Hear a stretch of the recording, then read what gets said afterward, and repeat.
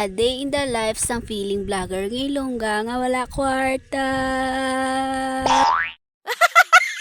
Adlaw sang Domingo subong gani nagsimba kami kag papuli na kami sini. Kag pagabot namon sa balay nanyaga lang kami kag nag-ilis ako kay mapabanwa kami. Pero antes kami naglakat nagkuha anay ako video para mag-promote sang akon nga ginasuksok nga bayo kag sandal. Kag pagkatapos ko mga mari ko nagbiyahe na kami kag nakaabot na kami diri sa amon nga suki nga shop agud to ipa-change oil ang amon nga motor. Kag pagkapanaog ko nagdiretso dayon kami ni Bella diri sa bikiri nga ginatambayan namon kada magpakayo kami sa motor. Nagpungko dayon ako kay si Bella madidi na. Maayo na lang gani kay wala ga pasingit ang bata nga ini bisan may ginabatsyag. Pag matapos kami diri, madiretso dayon kami sa grocery store kay gintagaan siya ni Tito ya kwarta para ibakal sang bulong kag pagkaon. Gani, thank you Tito Toto.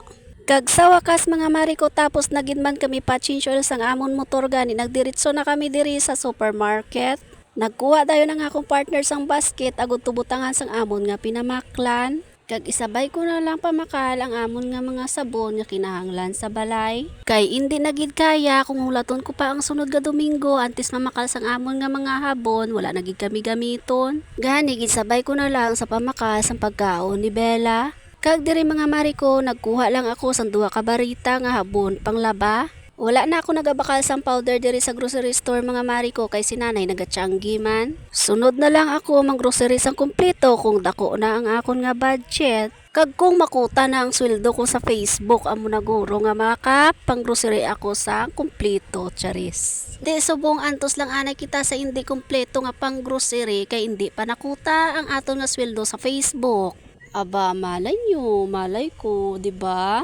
Base pa lang yan sa mga video ko, may isagi nga mag-viral, hindi ginaya imposible nga matabo. Kag kung hindi man matabo, bahala na daa. Ang importante, mahalaga. Mahalaga.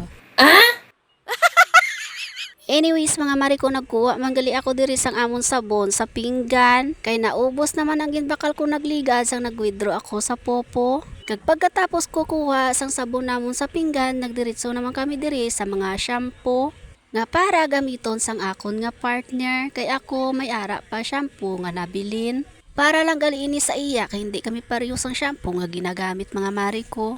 Kag sa diri nga side nagapangita na gali kami sang pagkaon nga para kay Bella. Kag kabalo na gid ang bata nga ini magpili sang pagkaon nga gusto niya.